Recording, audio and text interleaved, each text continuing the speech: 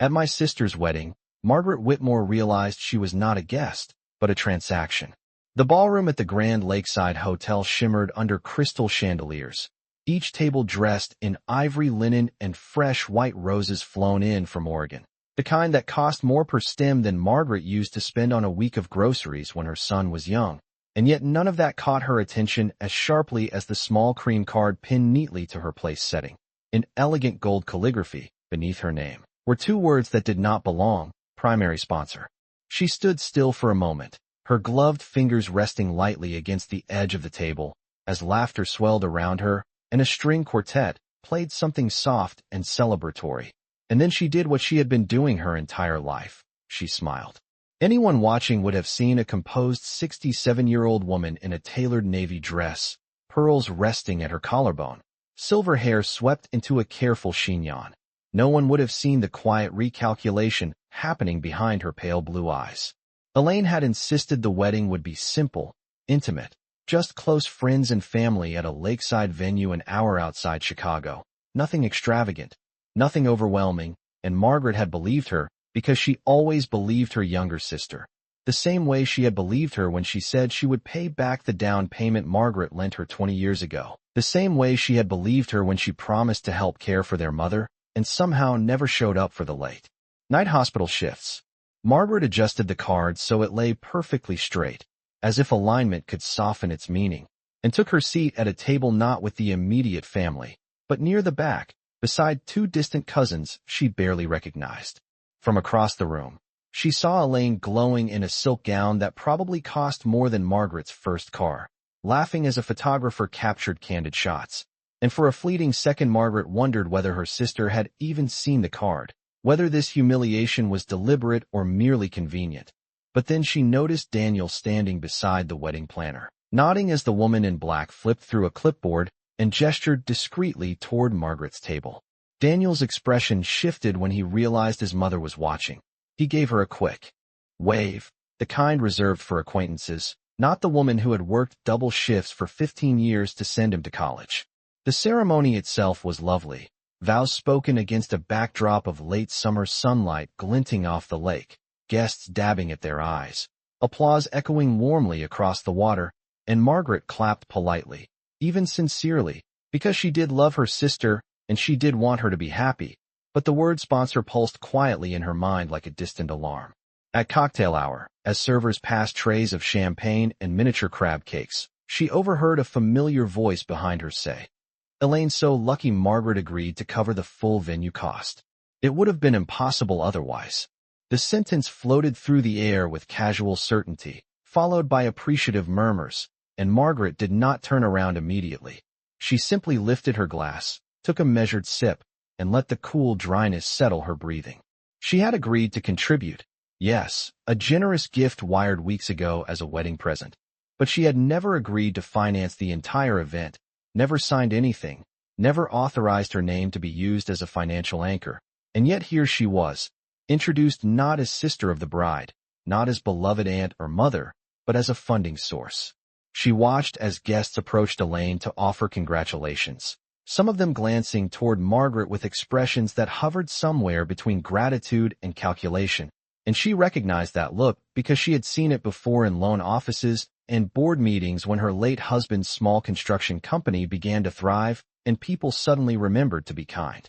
Margaret excused herself quietly and walked toward the terrace doors, the heels of her shoes clicking softly against polished marble, each step steady and unhurried, because haste would suggest distress, and she refused to provide that satisfaction to anyone. Outside, the air smelled of cut grass and lake water, and for a moment she closed her eyes, letting the breeze brush her face, remembering a different afternoon decades earlier when she and Elaine sat on a wooden dock not far from here, legs dangling over the edge, promising each other that no matter what happened in life, they would never compete, never keep score. Margaret had kept that promise. Inside again, she noticed the master of ceremonies testing the microphone near the head table, flipping through note cards with practiced cheer, and she saw, with a clarity that felt almost clinical, that her name was written in bold near the top of the stack. Applause erupted as guests took their seats for dinner, crystal glasses chiming gently as people settled in, and Margaret folded her napkin across her lap with deliberate care, her posture impeccable, her expression serene. She had spent a lifetime believing that love was proven through support, that family meant showing up with open hands and an open heart. But as the room quieted and the MC tapped the microphone, she understood that support, when misused, becomes leverage, and leverage, when public, becomes spectacle. Margaret did not frown, did not sigh, did not search the room for reassurance. She simply waited, spine straight, chin lifted slightly, as the first words of gratitude began to spill into the air, and somewhere beneath the music and the polite laughter, a decision began to form, measured, lawful, and precise. The kind of decision that would not shatter a celebration, but would quietly redraw the boundaries of her generosity forever. The applause swelled as the master of ceremonies cleared his throat and began reading from his cards, his voice warm and confident as he thanked the vendors, the guests who had traveled from out of state, and finally the woman he described as the backbone of the celebration, the one whose generosity had made the entire evening possible. And as he spoke, Margaret could feel dozens of eyes shift subtly toward her table, polite smiles forming, heads nodding in appreciation, while she kept her hands folded lightly in her lap and allowed her expression to remain calm, almost gracious, as though she had indeed volunteered for this role without hesitation. She listened carefully to each word, noting the phrasing, the certainty with which her financial commitment was described, the implication that she had insisted on elevating the event to something grander than originally planned. And she understood then that this narrative had been rehearsed, shaped, and distributed well before tonight. Because people do not repeat a misunderstanding with such ease unless they have been prepared to believe it. When the speech concluded, there was a second round of applause directed more specifically at her, and Elaine turned from the head table with a bright smile that did not quite reach her eyes, lifting her glass in Margaret's direction as if acknowledging a benefactor at a charity gala rather than an older sister who had once shared a bedroom in a modest ranch house 30 miles from here. Margaret lifted her own glass in return, a precise, measured gesture, and felt the faint vibration of her phone against the silk lining of her clutch. She did not check it immediately. Instead, she waited until servers began placing plates of herb-roasted chicken and seasonal vegetables before excusing herself quietly once more, her chair sliding back with barely a sound, her heels moving steadily toward the hallway that led to the restrooms and conference rooms beyond the ballroom. Inside one of the quieter corridors, beneath a framed landscape painting of the lake at sunset, she opened her phone and saw 3 notifications from her bank, each confirming that a pending authorization had been initiated for an amount far exceeding the gift she had already transferred weeks ago. The numbers were exact, precise to the dollar, and unmistakably connected to the venue's corporate account. Margaret read the messages twice, not because she did not understand them, but because she wanted to feel the full weight of what they implied.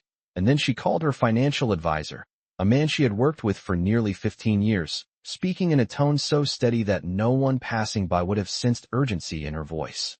She asked clear questions, confirmed that no additional authorization had been signed, and instructed him to freeze any transaction exceeding the original amount of her documented gift, requesting written confirmation by email before the end of the evening. When she ended the call, she stood still for a moment, smoothing the front of her dress as if preparing to return to a stage rather than a family dinner. Back inside the ballroom, the atmosphere had grown warmer, more relaxed, wine glasses refilled, laughter louder, the newly married couple moving from table to table collecting congratulations, and Margaret resumed her seat just as Daniel approached, bending slightly to kiss her cheek with a gesture that felt rehearsed. He thanked her for everything she had done, his words affectionate yet vague, and when she asked gently what he meant by everything, he hesitated for a fraction of a second before referencing the additional upgrades that had been secured because of her commitment. Margaret watched his face as he spoke and saw confusion flicker there, as though he had assumed she was fully informed of decisions made in her name. Across the room, Samantha leaned toward Elaine, whispering something that caused Elaine to glance sharply in Margaret's direction, and it was in that brief exchange that Margaret understood this had not been a spontaneous oversight, but a coordinated convenience, a belief that she would absorb the cost as she always had, that she would prioritize harmony over clarity. She tasted a bite of chicken without really noticing the flavor and listened to the music swell again as the band transitioned into something upbeat, guests rising to dance, the polished floor filling with movement and color, and she realized that what unsettled her most was not the money itself, but the presumption, the quiet assumption that her identity could be reduced to a line item without consultation. A server approached to refill her water, offering a polite smile, and Margaret thanked him with genuine warmth, because she refused to let bitterness dictate her manners. Then she looked once more toward the head table, where Elaine was laughing freely, unaware that the financial foundation beneath her celebration had already shifted. Margaret felt no desire to create a scene, no impulse to confront publicly or embarrass anyone on a night meant to symbolize new beginnings. Instead, she felt something steadier, something that resembled resolve, the understanding that generosity without boundaries invites entitlement, and that boundaries, once established, redefine every future interaction. As the first dance began and guests gathered closer to watch, Margaret remained seated, her posture straight, her gaze thoughtful, aware that within the next hour notifications would begin reaching the venue's accounting office, that calls would be made, that confusion would surface quietly behind the scenes, and she wondered how Elaine would respond when the assumption of unlimited support dissolved into documented reality. She did not smile this time, nor did she frown, but there was a subtle stillness about her that had not been there earlier, a sense that something had shifted permanently, even if no one else in the room had noticed yet. By the time the cake was wheeled onto the dance floor beneath a cascade of soft golden lights, the first ripple of confusion had already begun to move quietly through the venue's administrative office 2 floors above the ballroom, though no one downstairs yet understood why the wedding planner's smile had grown tight around the edges. Margaret noticed it first when the planner approached the head table with a tablet in her hand, whispering something to Elaine that caused the bride's laughter to falter for half a second before she recovered and waved her off with a dismissive gesture. From her seat, Margaret observed without staring, her gaze calm, almost distant, as if she were watching weather shift across a familiar landscape. Daniel returned to his mother's table shortly after, his expression carefully neutral, and asked if she had received any calls that evening regarding the final payments. His tone was casual, but the question was too specific to be accidental. Margaret met his eyes and answered truthfully that she had indeed spoken with her financial advisor to confirm that only the agreed-upon gift had been authorized, nothing more and nothing less, and she watched the color change subtly in his face as he processed the implication. He glanced toward Samantha, who stood near the bar speaking animatedly with 2 of Elaine's friends, her posture confident, unaware that the foundation of the evening was shifting beneath her polished heels. The band continued playing a lively tune, guests clapping along, forks tapping against plates, laughter rising and falling in waves. And yet beneath the surface of celebration there was now a thin thread of tension, nearly invisible but undeniable to anyone paying close attention. The planner returned, this time accompanied by a representative from the hotel's event management team. A man in a tailored gray suit who kept his voice low, but whose urgency could be read in the quickness of his gestures. Margaret did not need to hear the words to understand the situation. The additional authorization had been declined, and without confirmation of payment, certain premium services scheduled for the final hour of the reception could not proceed. Elaine's shoulders stiffened as she listened, and when her eyes swept across the room and landed on Margaret, there was no longer only gratitude there, but a question edged with frustration. Margaret did not look away. She simply inclined her head slightly, acknowledging the moment without inviting confrontation. A few minutes later, Samantha approached Margaret's table with a brightness that felt rehearsed, complimenting the decor, thanking her again for her generosity, and casually mentioning that sometimes banks make mistakes with large transactions during weekends. Margaret listened patiently and responded that banks rarely mistake documented limits, especially when instructions are clear and written, and she said it gently, almost kindly, as though offering practical advice rather than correction. Samantha's smile wavered, just barely, and she excused herself with a promise to sort everything out quickly. Across the room, Daniel was now speaking more urgently with Elaine, their faces closer together, the ease of earlier replaced with tight smiles directed outward at guests who remained unaware of the administrative complication unfolding behind the scenes. Margaret remained seated, hands resting lightly on the table, observing how swiftly assumptions dissolve when confronted with documentation. She thought of the countless times she had absorbed unexpected expenses without question, believing that harmony was worth more than precision, and she realized that tonight was not about money but about definition, about clarifying who she was allowed to be within her own family. The cake cutting proceeded as planned, cameras flashing, guests cheering as Elaine and her new husband fed each other small bites with theatrical sweetness. And yet the fireworks display that had been advertised on the printed program did not materialize. Instead, there was a brief announcement that due to technical difficulties, the finale would be simplified.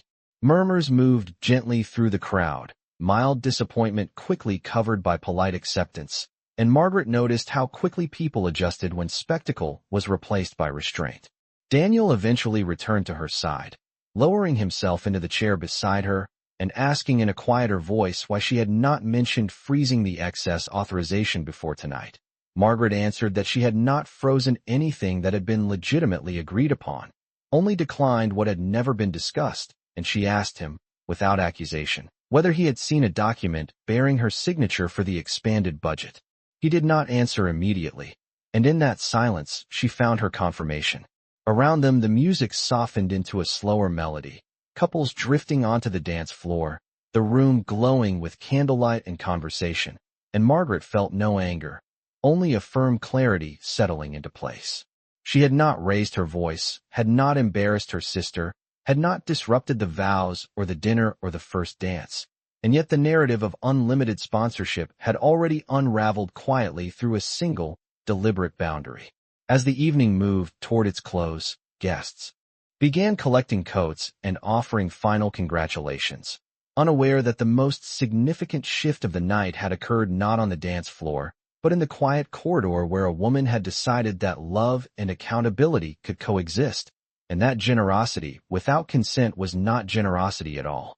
Margaret rose to say goodbye to Elaine, embracing her gently, wishing her happiness with sincerity, and when she stepped out into the cool night air and felt the lake breeze brush against her face, she knew that whatever conversations awaited in the days ahead would no longer be shaped by assumption, but by clear lines she was now fully prepared to maintain. The drive home was quiet, the highway nearly empty as midnight approached, and Margaret kept both hands steady on the steering wheel while the lights of the city thinned behind her, replaced by long stretches of dark road and the occasional glow of a gas station sign in the distance. She did not turn on the radio, did not replay the music from the reception in her mind, because the silence felt more honest than any celebration had that evening. When she reached her home, a two-story brick house in a quiet suburban neighborhood where she had lived for over 30 years, she paused in the driveway before turning off the engine, looking at the warm porch light she always left on out of habit rather than necessity. Inside, the house was orderly, familiar, untouched by the tension that had lingered beneath the chandeliers and champagne flutes only hours earlier. She set her clutch on the entry table, removed her heels carefully, and walked into the kitchen where the digital clock on the oven read 12:15 in soft green numbers. Her phone vibrated again, this time with an email confirmation from her financial advisor stating that the transaction exceeding her authorized gift had been formally declined, and that written notice had been sent to the venue's accounting department. Margaret read the message slowly, appreciating the clarity of documented language, and then placed the phone face down on the counter as she poured herself a glass of water. She did not feel triumph, nor did she feel regret. What she felt was an unfamiliar steadiness, as if a long-standing imbalance had finally corrected itself by a few inches. The following morning, sunlight filtered through her kitchen blinds, in thin, golden lines, and she sat at the small oak table where she had balanced checkbooks and paid bills for decades, reviewing her accounts with the same methodical attention she had always applied to her finances. The numbers were stable, predictable, a contrast to the assumptions made on her behalf the night before. Around 9 o'clock, her phone rang, and she saw Elaine's name appear on the screen. Margaret let it ring twice before answering, her voice composed and warm. Elaine did not waste time with pleasantries. explaining that there had been a misunderstanding with the venue and that the final enhancements had been promised based on assurances that Margaret would cover any remaining balance. Margaret listened without interrupting, her free hand resting lightly on the table, and when Elaine finished, she asked gently whether any document existed that confirmed such an arrangement. There was a pause on the other end of the line, a shift in tone from certainty to defensiveness, and Elaine admitted that she had trusted what Samantha and Daniel had said about Margaret's willingness to support whatever was necessary. Margaret responded that willingness should never be assumed without conversation, and that generosity offered once does not automatically extend to unlimited commitments. She spoke calmly, without accusation, but her words carried a firmness that Elaine had rarely encountered before. By late afternoon, Daniel called as well, his voice quieter than usual, acknowledging that he should have verified the details directly with her rather than relying on second-hand assurances. Margaret thanked him for saying so, and she reminded him that financial clarity protects relationships rather than damages them. After the calls ended, she drove to her attorney's office downtown, a modest suite on the third floor of a brick building overlooking the courthouse square, where she had updated her estate documents several years earlier. Sitting across from Mr. Collins, a silver-haired attorney who valued precision as much as she did, Margaret explained that she wished to review the structure of her trust and clarify the conditions under which discretionary gifts could be made in the future. She did not mention the wedding in dramatic detail. She simply described a pattern of assumption that she no longer intended to accommodate. Mr. Collins listened attentively, taking notes, and assured her that adjustments could be made to ensure that any future distributions required written requests and formal acknowledgement, rather than informal expectations. As Margaret left the office with a folder of draft amendments tucked neatly under her arm, she felt neither vindictive nor wounded, only deliberate. That evening, she prepared a simple dinner for herself, grilled salmon and steamed vegetables, and ate at the same oak table where she had begun her morning, reflecting on how easily roles within families can solidify into unspoken contracts. She had been the dependable one, the provider, the quiet problem solver, and those qualities had gradually been mistaken for limitless capacity. Now, with a few signatures and a clear boundary, she was redefining that role on her own terms. Outside, the neighborhood settled into its usual calm, porch lights flickering on one by one, and Margaret rinsed her plate and placed it carefully in the dishwasher, aware that conversations would continue in the days ahead, that some relatives might view her actions as inflexible, that others might privately respect her clarity.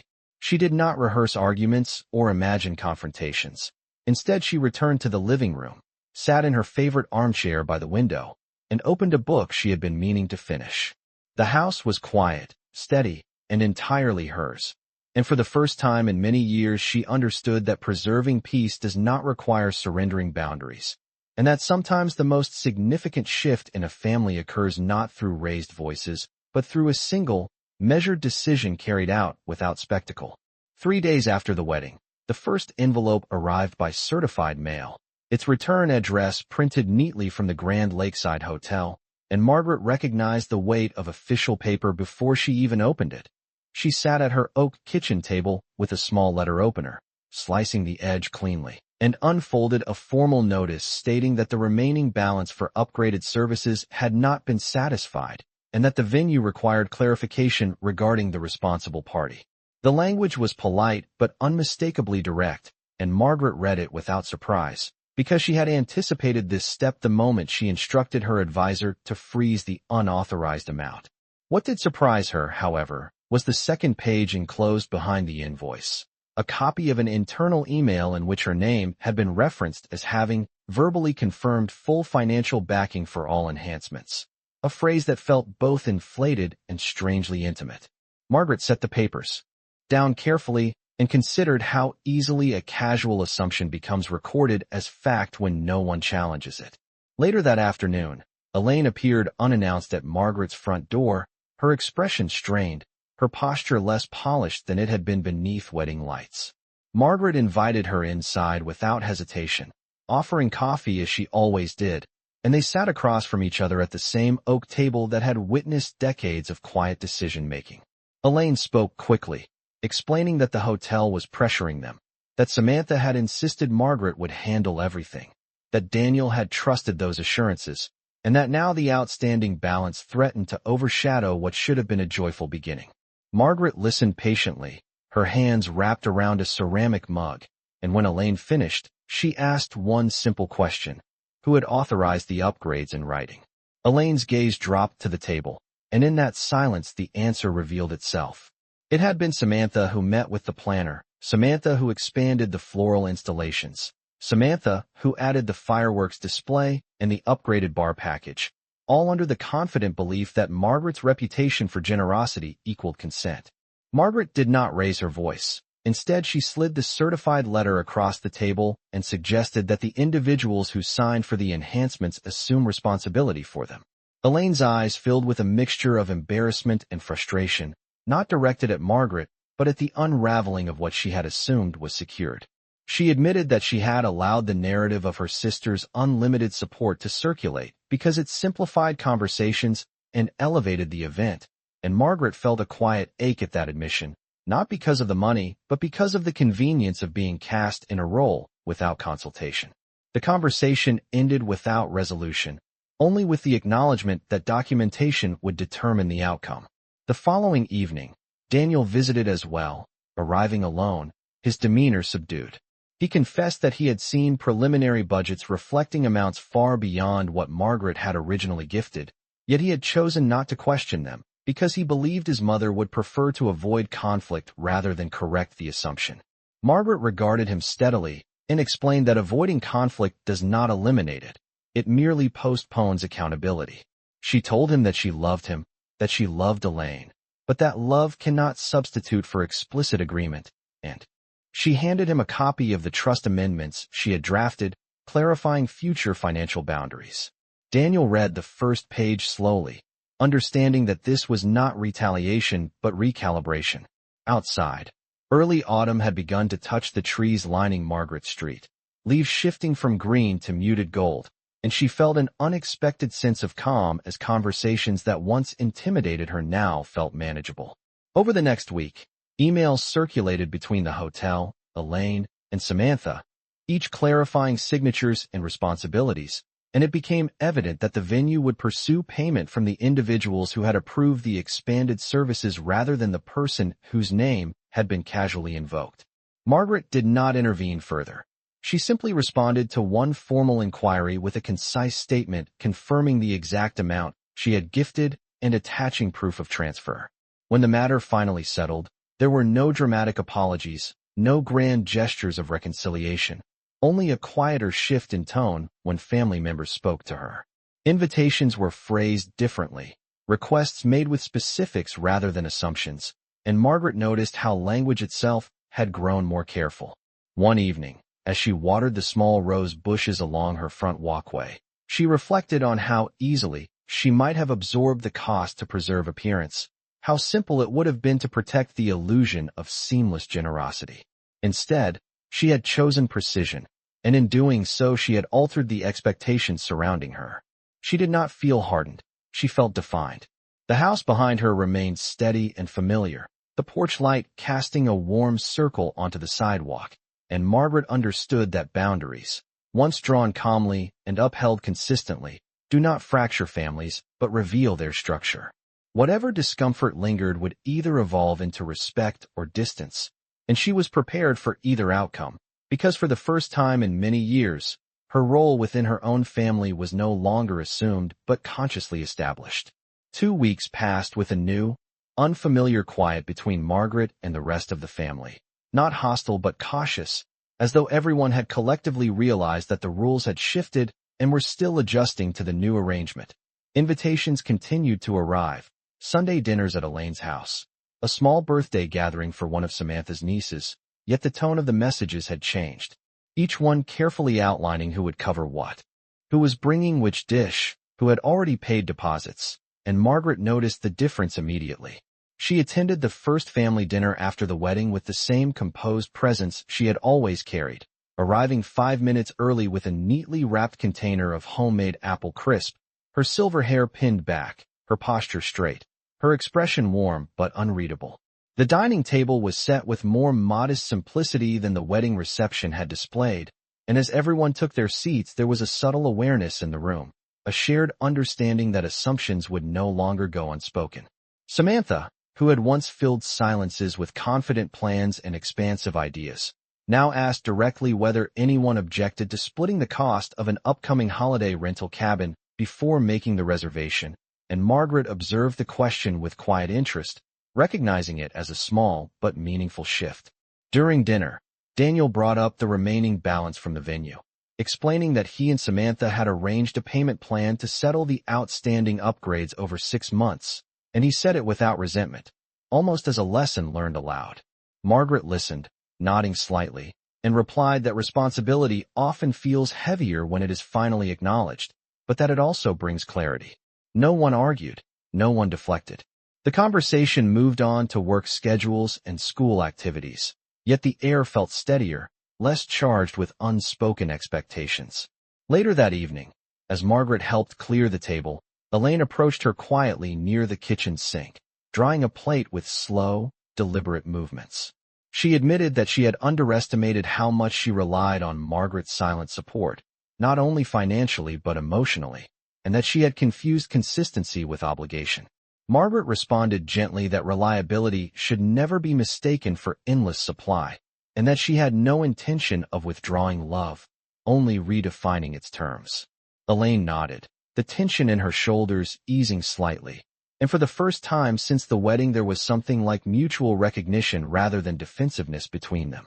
In the weeks that followed, Margaret noticed further changes ripple outward. Samantha stopped referencing Margaret's resources in conversations with friends, and instead spoke of budgeting and planning with a new practicality. Daniel began calling his mother not to request assistance, but to share updates, asking her opinion on career decisions rather than assuming her financial backing. Even small gestures shifted, such as when Samantha handed Margaret a check reimbursing her for a shared expense without being prompted, a quiet acknowledgement that transactions required consent. Margaret accepted it without commentary, simply placing it in her purse with a nod of appreciation. One afternoon, while organizing paperwork in her home office, Margaret came across old photographs from years earlier, images of herself and Elaine as young women standing beside a modest car in their mother's driveway, laughing without the weight of adult responsibilities. She studied the photo for a moment and realized that somewhere along the way she had stepped into a role she never formally agreed to. The steady provider who absorbed disruptions so others could remain comfortable. Now, by declining a single unauthorized charge, she had disrupted that pattern, and the disruption had not destroyed the family as she once feared it might. Instead, it had forced recalibration. The final piece of the shift came during a phone call from the hotel's accounting department, confirming that the outstanding balance had been fully satisfied by the contracting parties and that Margaret's account reflected only her documented gift. The representative thanked her for her prompt clarification and professionalism, and when she ended the call, she felt a sense of completion rather than victory. That evening, she took a slow walk through her neighborhood as autumn deepened, leaves crunching lightly beneath her sensible shoes, the air crisp and cool against her cheeks. She thought about how easily she could have chosen silence again, how simple it would have been to protect everyone from discomfort at her own expense. Instead, she had chosen documentation over assumption, conversation over compliance, and the result was not estrangement but adjustment. As porch lights flickered on along the street and distant laughter drifted from a neighbor's yard, Margaret understood that boundaries do not announce themselves loudly. They operate quietly, reshaping behavior through consistency. The family was not fractured, nor was it unchanged. It was recalibrated, and in that recalibration Margaret no longer occupied the invisible position of primary sponsor. She occupied something steadier and more sustainable, a respected member whose generosity, when offered, would be received as a gift rather than expected as a guarantee. By early November, the air had turned sharper, the trees along Margaret's street nearly bare, and the rhythm of family gatherings had settled into a quieter, more deliberate pattern. Thanksgiving was approaching, and this year Elaine volunteered to host again, though the tone of the invitation was noticeably different from months before, outlining in careful detail who would prepare each dish, who would arrive at what time, and how expenses for the larger items would be shared evenly. Margaret read the message on her phone while seated in her living room, the afternoon light casting a soft glow across the hardwood floors, and she felt a small, almost private recognition of how language itself had matured within her family. On Thanksgiving Day, she arrived carrying a glass baking dish wrapped neatly in a thick kitchen towel, the scent of cinnamon and roasted pecans rising gently as she stepped inside Elaine's home.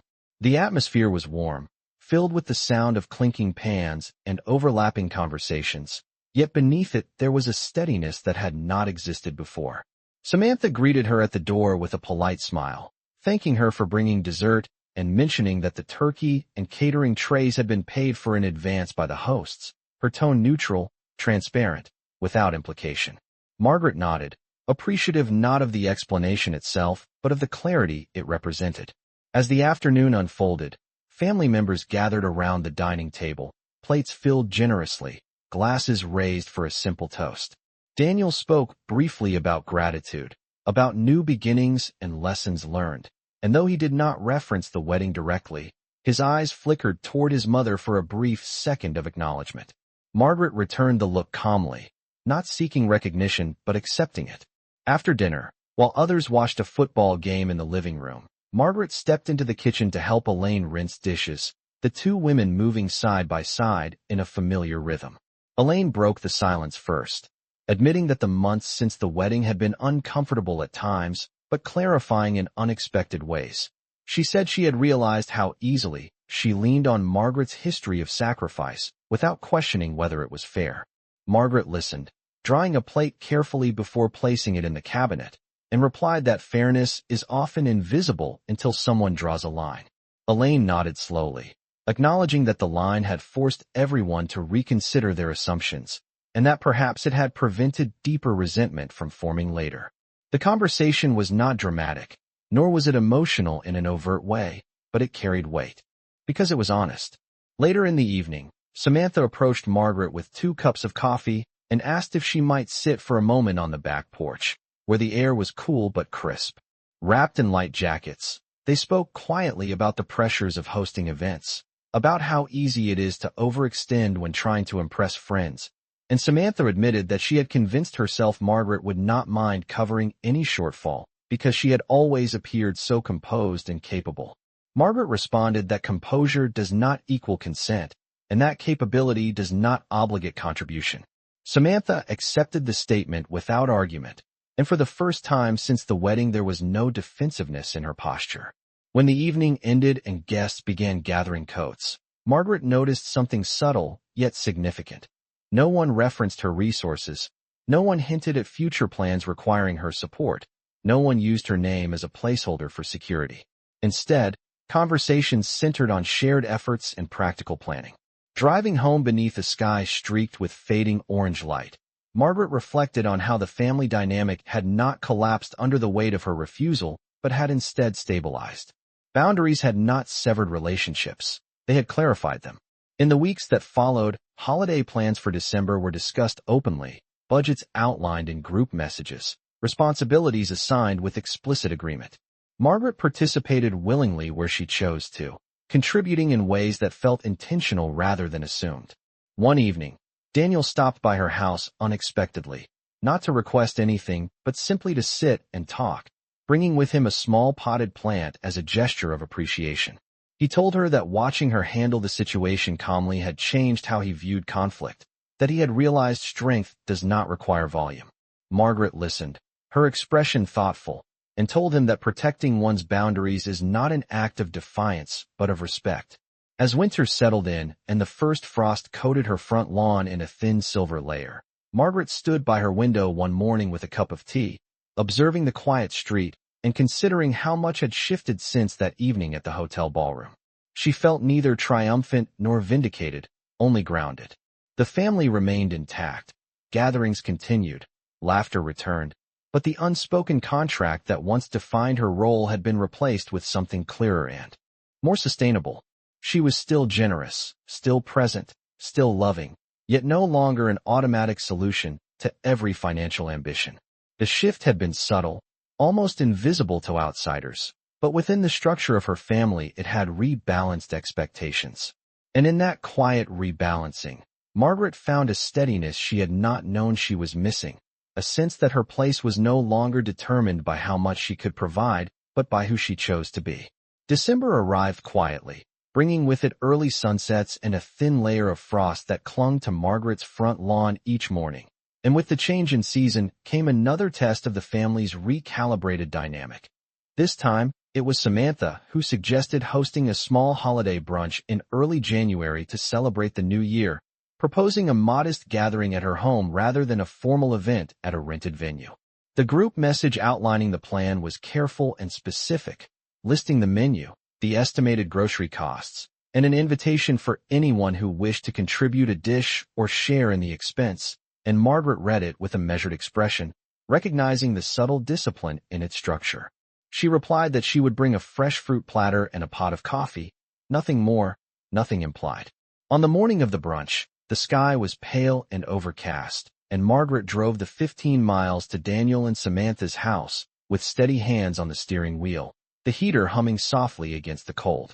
When she arrived, she noticed that the decorations were simple, evergreen branches along the mantel, white candles arranged neatly on the dining table, no elaborate floral displays or rented installations. Samantha greeted her warmly, thanking her for coming and taking the fruit platter from her hands with a smile that felt less performative and more grounded. As guests filtered in, conversation flowed easily, centered on work updates, school events, and plans for the coming year. There were no references to sponsorships, no exaggerated praise for generosity, only ordinary exchanges that felt refreshingly balanced. During the meal, Daniel stood to make a brief toast, thanking everyone for contributing and acknowledging how much easier hosting felt when responsibilities were shared clearly. His words were simple, but Margaret understood their weight. Clarity had replaced assumption, and the difference was visible in the relaxed posture of everyone at the table. After brunch, while others lingered over coffee, Samantha approached Margaret privately in the kitchen, her voice softer than usual. She admitted that the months since the wedding had forced her to confront her own habits, particularly the way she equated ambition with expansion, often without pausing to consider the cost or the consent of those around her. Margaret listened without interruption, her expression calm, and replied that ambition is not wrong, but it must stand on its own foundation. Samantha nodded, acknowledging that relying on Margaret's reputation had been easier than calculating within her own limits.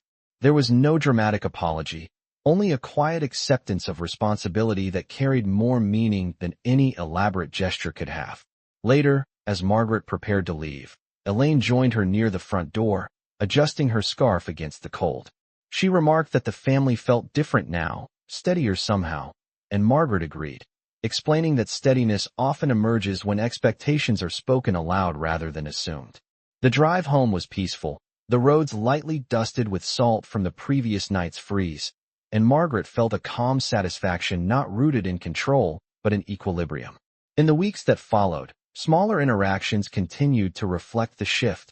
When Daniel asked for advice about refinancing his mortgage, he requested her opinion rather than her assistance. And when Samantha discussed planning a summer vacation, she outlined a budget before asking who might be interested in joining. Each conversation reinforced the same principle: clarity prevents resentment. One evening, Margaret received a handwritten note in the mail from Elaine, thanking her for maintaining composure during the wedding and for choosing firmness without humiliation. The note did not dwell on regret, it acknowledged growth. Margaret placed it carefully inside a drawer where she kept personal letters, recognizing it as a marker of progress rather than a souvenir of conflict. As winter deepened and the first light snow of the season blanketed her neighborhood in white, Margaret stood at her living room window watching children build small snowmen across the street, their laughter carrying faintly through the cold air. She reflected on how easily she might have allowed that night at the hotel to define her as either victim or benefactor, yet she had chosen instead to define herself as accountable to her own standards. The family had not fractured under the pressure of her boundary. It had reorganized around it. Invitations continued, conversations evolved, and respect had quietly replaced presumption. Margaret turned away from the window and moved toward the kitchen to prepare a simple dinner, the house warm and steady around her. She no longer felt the need to anticipate hidden expectations or guard against silent obligations, because the structure of her relationships had become transparent.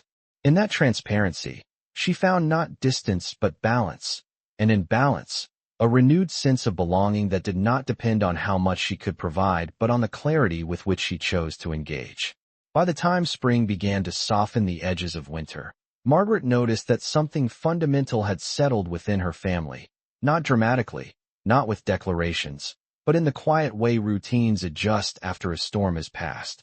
The trees along her street budded slowly, pale green replacing brittle branches, and with the change in season came Elaine's invitation to celebrate her first wedding anniversary with a small dinner at home.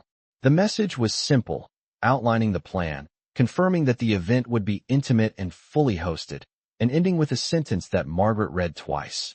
"Your presence is the only gift we want." She did not smile immediately, but she felt the sincerity in the phrasing. On the evening of the dinner, Margaret chose a light blue dress and a modest pearl necklace, arriving with a handwritten card rather than a check or wrapped box. The house was warmly lit, the dining table set for 8, the menu uncomplicated but thoughtfully prepared. Elaine greeted her with an embrace that lingered a second longer than usual, and Samantha offered to take her coat, without commentary about contributions or arrangements. As they sat down to eat, Daniel spoke briefly about the past year, about lessons in partnership and responsibility, and though he did not reference specific events, there was a tone of humility in his voice that had not been there before. Margaret listened quietly, aware that growth rarely announces itself loudly. During dessert, Elaine raised her glass and thanked everyone for supporting their marriage in different ways, then turned to Margaret and said that clarity had been one of the greatest gifts she had received, even if it had not felt comfortable at the time. The table fell silent for a moment, not tense but attentive, and Margaret responded simply that clarity protects relationships from quiet resentment. No one laughed or deflected. They accepted the statement as truth. Later, as dishes were cleared and conversations broke into smaller groups, Samantha approached Margaret with a folded document in her hand. She explained that she and Daniel had updated their own financial planning documents, outlining emergency funds and future event budgets with explicit agreements between them, and she said they had learned that transparency prevents misunderstanding. Margaret reviewed the page briefly, noting the care in its structure, and returned it with a nod of approval. There was no grand reconciliation scene, no dramatic apology, only a series of small, consistent choices that reflected accountability. As the evening ended and guests prepared to leave, Elaine walked Margaret to her car under a sky tinted with the faint pink of sunset. She admitted quietly that she once feared Margaret's boundary would create distance between them, yet it had instead created balance. Margaret replied that balance feels unfamiliar at first when one person has carried more weight for years, but once adjusted, it allows everyone to stand more evenly. Driving home, she reflected on the journey from that night at the hotel ballroom to this calm anniversary dinner, recognizing that the most powerful shift had not been financial but relational. She had chosen documentation over assumption, composure over spectacle, and firmness over silent sacrifice, and the result was not isolation but respect. In the months that followed, family gatherings continued without hidden expectations. Requests were framed as requests, contributions discussed openly, and gratitude expressed without exaggeration. Margaret remained generous when she wished to be, offering support that was intentional rather than presumed. One afternoon, as she tended to her rose bushes beneath a clear blue sky, Daniel stopped by unexpectedly with a small toolbox, offering to repair a loose railing on her front porch. He worked quietly, tightening screws and adjusting the wood with steady hands, and when he finished he said simply that he wanted to contribute in ways that did not rely on her resources. Margaret thanked him, recognizing the gesture as more than practical. That evening, sitting in her living room with the windows slightly open to let in the mild spring air, she considered how easily the narrative of her life could have continued unchanged, her generosity stretched thin by convenience and silence. Instead, she had redrawn the lines without anger, without humiliation, and without retreat. The family had not become perfect, nor had it become fragile. It had become conscious. Margaret no longer occupied the invisible role of automatic provider. She occupied her rightful place as sister, mother, and respected individual whose kindness was offered freely but never assumed. And in that quiet, deliberate transformation, she found something more enduring than applause or gratitude. She found equilibrium.